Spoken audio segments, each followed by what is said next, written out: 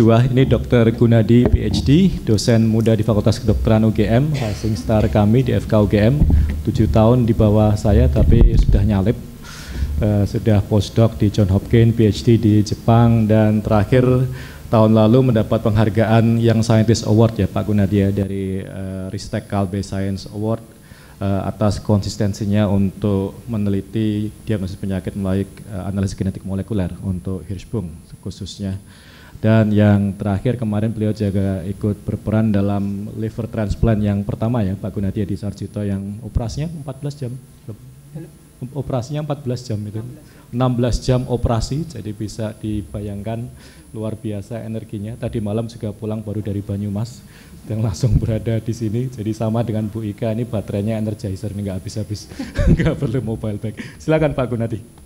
Terima kasih Dr. Yodi. Dr. Yodi ini sebetulnya berlebihan karena Dr. Yodi sendiri merupakan peraih Scopus Award ya, yang mungkin Bapak Ibu mungkin sudah berso bahwa kalau saya mungkin masih peneliti korban Scopus juga ini. Terima kasih Dr. Yodi. Ini cerita sedikit flashback ke belakang. Beberapa hari atau beberapa minggu yang lalu ada email dari Prof. Laksono meminta berbicara di acara Young Scientist Forum. Kaget juga, aduh kenapa saya ya? Tapi Prof. Laksono ada garis bawahnya, saya harap Anda bersedia. Waduh, Prof. Laksono adalah dosen saya, berarti nanti kalau saya nggak memenuhi kondite saya langsung dicorek ini. Jadi mau nggak mau terus ya sudah modal nekat bonek, karena saya dari Jawa Timur, Banyuwangi, bonek, bondo nekat. Insya Allah mudah-mudahan seperti yang disampaikan Dr. Ika bahwa ini adalah sharing Dr. Yodi, Prof. Indra, Prof. Uut. Ini bagaimana penelitian yang kami lakukan, mudah-mudahan harapannya tentunya berhubungan dengan bidang kami yaitu bedah anak dalam rangka menurunkan angka kematian anak yang terintegrasi dengan Sustainable Development Goals. Mungkin Bapak Ibu sudah berso bahwa tahun 2015 berakhirnya MDGs, kemudian kita beralih ke SDGs, ada 17 goals, yang salah satu poin ketiga adalah tentang well-being dan promotion health promotion. Kemudian dari SDGs sendiri 17 item itu mungkin secara ringkas kita bisa bagi menjadi 3. Yang pertama adalah development dari human being, kemudian social economic dan environmental. Dalam hal ini kami di bidang kesehatan, human development yang berhubungan dengan kesehatan dan promosi kesehatan. Dalam promosi kesehatan itu sendiri SDGs antara lain adalah dia terkait dengan universal coverage yaitu BPJS di sini di Indonesia. Kemudian nanti kami akan menyampaikan tentang bagaimana mencegah kematian dalam rangka menurunkan angka kematian bayi. Kemudian juga implementasi dari policy yang terkait dengan monitor healthy diets, physical activity di sini terkait dengan tobacco controlling di poin ketiga ini. Namun dalam kali ini kami akan menyampaikan poin yang kedua, yaitu mencegah kematian bayi atau anak. Salah satu poin dalam SDGs mencegah kematian adalah yang pertama menurunkan angka kematian neonatus, infant. Neonatus itu bayi sampai 1 bulan, kemudian infant di bawah 1 tahun, dan kemudian bayi di bawah 5 tahun. Kemudian menurunkan angka kematian ibu, kemudian meningkatkan life expectancy, HIV masih menjadi kendara ini.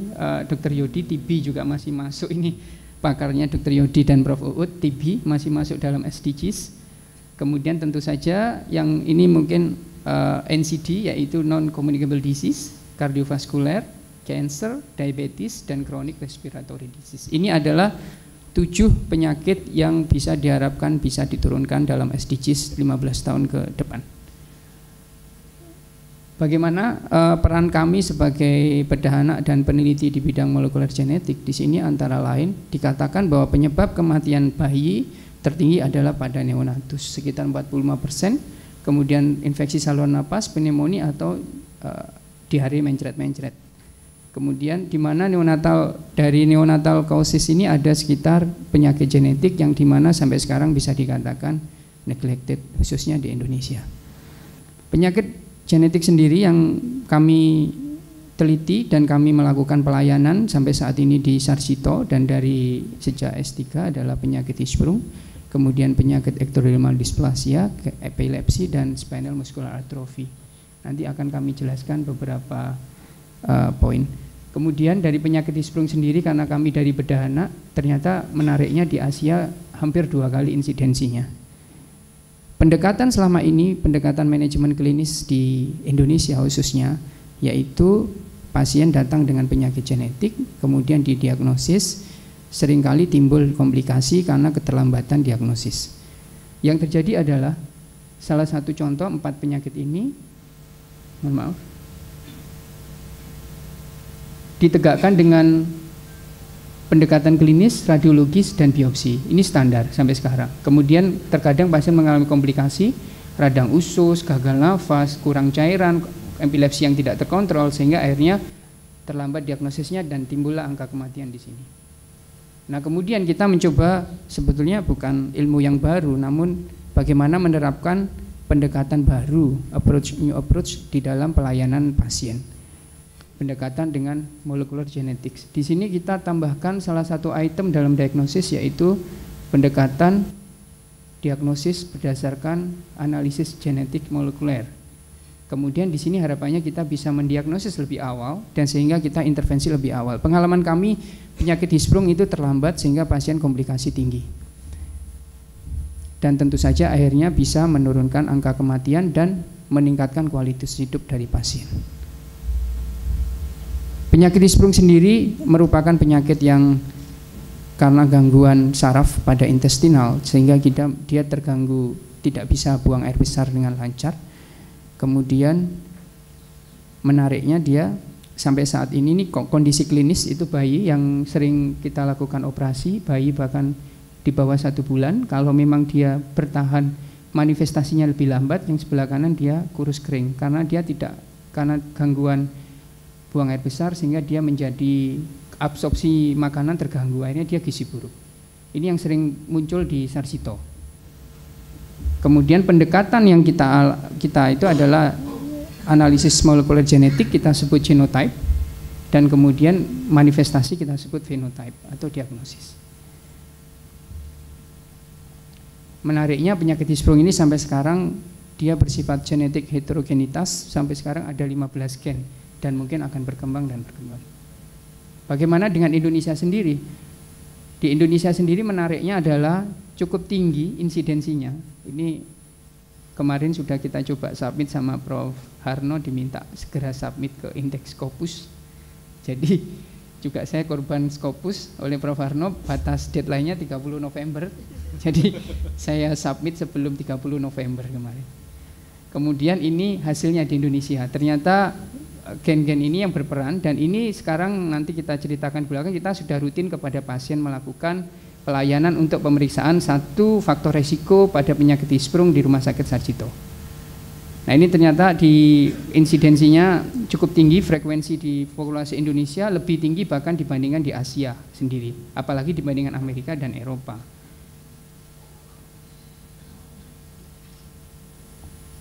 Ini kemudian kita mendevelop satu metode yang mungkin ini reliable dan affordable di Sarjito di Indonesia. Penelitian sebelumnya dikerjakan di John Hopkins dengan metode Techman. Kemudian ini coba kita mencari metode yang sebetulnya sudah eksis, tapi bagaimana kita memanfaatkan ini untuk pasien kita, di mana sebagian besar adalah pasien BPJS, sehingga nantinya kalau ini dirutinkan pada pasien bisa ditanggung oleh BPJS. Nah, kemudian ini juga baru tadi pagi ini saya submit juga gara-gara Prof. Harno, itu sudah 30 November lewat, benar-benar korban Scopus. Ini jadi ternyata hasilnya itu kompatibel dengan penelitian yang tadi 2014. Jadi yang genotipenya TT, CT, CC sama dengan hasilnya dengan metode ini. Sehingga disimpulkan bahwa metode ini reliable dan affordable untuk di developing countries, yaitu di Indonesia. Nah, kemudian bagaimana dengan penyakit berikutnya? Ini spinal muscular atrophy. Ini penyakit yang gangguan otot, di mana kalau dia terlambat menjadi pasien ini mudah sekali mendeteksi. Bapak Ibu nyuwun sewu, mudah-mudahan tidak ada cucu atau putra-putri Bapak Ibu yang mengalami penyakit ini, di mana dia milestone-nya tidak terlampaui. Jadi harusnya dia bisa kepalanya tegak, sesuai usia dia tidak bisa. Dan seperti itu. Akhirnya dia dalam usia 6 bulan mungkin sudah meninggal karena gangguan nafas, perototan. Jadi sebutnya floppy infant. Kemudian ini juga sudah rutin waktu kami pendidikan S3, dan ini bahkan penegakan diagnosisnya sejak dia usia di kandungan 12 minggu. Nah tentunya ini berimplikasi pada, karena di negara Jepang sudah rutin dilakukan abortus, sehingga begitu positif pasien itu langsung diaborsi karena efeknya yang begitu berat kepada keluarga maupun kepada pasiennya. Tapi kalau di Indonesia tentu banyak pertimbangan untuk melakukan abortus. Tentu ini menjadi pertimbangan khusus di negara kita. Jadi bagaimana dengan Indonesia, sampai sekarang belum ada data nasionalnya. Kemudian kami coba mendevelop metode yang lebih sederhana, yang bawah ini kemudian ternyata juga kompatibel dengan metode yang sebelumnya. Kemudian ini penyakit yang juga banyak di Indonesia, ini datang ke dokter kulit biasanya, di mana anaknya tidak punya gigi, tidak punya rambut, dan tidak bisa kelenjar keringatnya tidak normal karena gangguan dari protein yang mengekspresikan 3 hal tersebut: rambut, kulit, dan kelenjar keringat. Ini tampakan anaknya seperti ini. Ini banyak ternyata. Kemarin salah satu staf penyakit kulit juga mengatakan kepada saya, dia mempunyai koleksi pasien seperti ini sekitar 12 pasien. Jadi artinya kenapa pendekatan molekuler ini penting, karena begitu kita melakukan diagnosis ini lebih awal, seperti contoh pasien ini, itu kalau di barat begitu tegak diagnosisnya, dia akan diberitahu keluarganya bahwa dia harus bawa minuman, tidak boleh berpanas-panasan, dia harus memakai jaket, seperti itu, sehingga kualitas hidupnya meningkat. Nah itu yang mencoba kita terapkan di Indonesia, bahwa penyakit genetik itu kalau tidak bisa diturunkan angka kematiannya, minimal kualitas hidupnya ditingkatkan. Di Indonesia banyak kasus, tapi belum ada genetik analisis yang dilakukan secara rutin. Ini yang pernah kami lakukan. Sebetulnya kalau melihat gambarnya indah, tapi sebetulnya tidak bagus untuk pasien. Artinya pasiennya mempunyai penyakit ini tadi. Nah ini berbeda dengan Bu Ika tadi, bahwa saya pernah berdiskusi dengan Profesor Genetics sudah 25 tahun lebih, dan dia merupakan dulu Presiden American Society of Human Genetics. Beliau bilang bahwa, saya bilang kalau di sana kan di Amerika mungkin pernah di MIT, bahwa di sana dengan profesor sebut nama, itu pun first name ya kan. Saya manggil dia Aravinda, kalau di sini nyebut profesor namanya Laksono gitu, saya duduk langsung. Kalau di sana diskusi, bahkan saya pernah diskusi itu dengan Aravinda. Saya jadi akhirnya, karena mereka sudah biasa email ya, hai Aravinda, it's common gitu, umum gitu. Kalau di Amerika itu nggak pernah hai profesor, itu malah mereka wagu kalau bahasa Jawanya. Jadi nggak pernah saya diskusi itu, dia ya, saya karakter orang sana adalah mereka mendengarkan even dari undergrad student, itu mereka sangat appreciate pendapatmu apa, dan mereka langsung nulis di papan tulis. Oh oke. Kemudian kita diskusnya langsung berjalan seperti itu. Itu yang mungkin perlu, bukan tidak serta-merta kita terapkan di Indonesia, karena kita harus punya local wisdom tentu saja. Tapi yang positifnya bisa kita ambil, yang negatifnya tentu tidak bisa kita terapkan di sini. Kemudian ini in siliconya, mungkin protein level, tadi Bu Ika mungkin karena saya mainnya di level DNA, RNA, kadang-kadang protein, tapi Bu Ika mainnya sudah di tissue engineering dari protein itu tersendiri. Kemudian ini penyakit yang juga tidak sangat berbahaya, jika dia tidak terkontrol dia bisa mengalami epilepsi. Bagaimana kita kualitas hidupnya sangat tergantung dari obat-obatan. Tentu saja dengan pendekatan mutasi analisis kita bisa menterapi lebih awal. Dan penelitian ini juga sudah menghasilkan doktor, yaitu sekarang sudah guru besar. Jadi Prof. Herini itu dulu S3-nya sempat short fellow di tempat kami tahun 2009, dan sekarang menjadi guru besar di bidang pediatrics. Penelitiannya adalah tentang Gaucher ini epilepsi, dan menemukan novel mutasi. Jadi sempat saya bilang apakah ke Prof. Aravinda, bahwa apakah mutasi itu bisa dipatenkan. Itu novel kan. Kata Aravinda, dia pernah bahkan diwawancara oleh BBC, ya mutasi itu tidak bisa dipatenkan. Begitu mutasi ditemukan itu menjadi public domain. Nah di situ kenapa jarang sekali, kami tidak pernah tahu ada mutasi yang dipatenkan. Namun nama kita akan tercantum di database internasional itu. International database, bahwa Bu Herini ini namanya sudah tercantum dalam database internasional dari Indonesia. UGM menemukan mutasi di pasien epilepsi, dua-duanya adalah mutasi novel. Sehingga namanya Bu Heri ini tercantum dalam Human Genome Database Mutation International. Itu adalah suatu kebanggaan yang meskipun tidak bisa dipatenkan, tapi menurut kami itu adalah kepuasan yang tersendiri. Tentu saja karena namanya tidak banyak yang bisa menemukan mutasi novel. Kemudian bagaimana sendiri perkembangan kami di bidang bedah anak, kemudian kami mencoba menerapkan untuk penyakit Hirschsprung, yaitu secara umum pasien Hirschsprung datang dengan BAB pertama kali, nyun sewu Bapak Ibu kalau ada cucu atau putra-putrinya keterlambatan mekonium itu BAB pertama kali itu segera diperiksakan saja, mungkin salah satu gejala dari Hirschsprung. Atau kalau sudah kronik dia terus perutnya besar, kemudian atau dia radang usus sering diare tanpa sebab yang jelas. Itu segera kita lakukan dekompresi. Dekompresi itu kita lakukan pasang RT atau mungkin operasi. Pertolongan pertama. Kalau gagal baru kita kolostomi. Itu stoma itu dibuatkan nyun sewu dibuatkan anus buatan di perut, itu stoma. Kemudian jika berhasil baru kita tegakkan diagnosis. Seperti ini, kemudian akhirnya definitive surgery dan yang kita tawarkan adalah ini. Kebetulan kami dari UGM Sarjito ditunjuk sebagai salah satu oleh Pedoman Nasional Pelayanan Kesehatan Hirschsprung. Jadi penyakit Hirschsprung dipilih sebagai salah satu penyakit yang dianggap morbiditasnya tinggi, high cost, kemudian disuruh kami di tim dari bedah anak, salah satunya dari Gajah Mada Sarjito. Harapannya tentunya dengan pendekatan molekuler genetik kita memberikan konseling sehingga intervensi lebih awal, kualitas hidup meningkat, mungkin bisa dimasukkan dari kurikulum bedah dan komunitas menjadi lebih aware bahwa penyakit itu ada dan bisa ditingkatkan kualitas hidupnya. Kemudian kami juga menjadi salah satu anggota internasional kolaboratif Hirschsprung yang terdiri dari over the world, dari Amerika, kemudian dari Perancis, dan alhamdulillah kami diberi kesempatan dari ini Aravinda adalah peneliti utama corresponding researcher yang tentang Hirschsprung, karena beliau memang orang Hirschsprung sudah meneliti 25 bahkan 30 tahun di John Hopkins. Kemudian di Indonesia alhamdulillah diwakili oleh UGM. Tahun ini bisa bergabung menjadi anggota kolaborasi internasional tentang Hirschsprung. Dan Bapak Ibu bisa ngecek di website itu ada nama Universitas Gajah Mada di dalam Hirschsprung Disease Research Collaborative Study.org. Karena di sini juga nyun sewu dulu sempat agak lama mengurus MTA-nya Prof Indra. Jadi untuk menggolkan ini. Jadi kan karena kita ada sharing, Prof, di sini ada sharing material genetics, di mana data-data genetics kita juga bisa diakses oleh international researcher, tentu saja dengan izin.